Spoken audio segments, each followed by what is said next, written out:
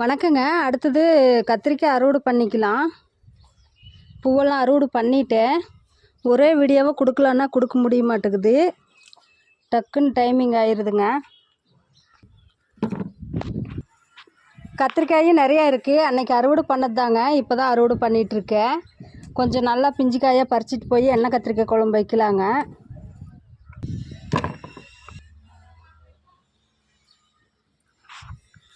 இதில் காய் 2-3 இருக்குது. அறுவடை பண்ணிக்கலாம்.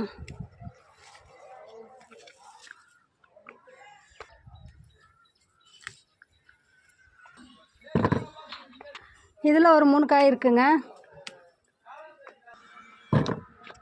அடுத்தது கொத்தவரங்காய் இருக்குங்க. ஃபுல்லாக அறுவடை பண்ணிக்கலாம். இங்கே பாருங்கள், கொத்து கொத்தாக இருக்காங்க. அவ்வளோதாங்க, அறுவடை முடிஞ்சு. என்னோடய சேனல் பிடிச்சா சப்ஸ்கிரைப் பண்ணி சப்போர்ட் பண்ணுங்கள். பாய்.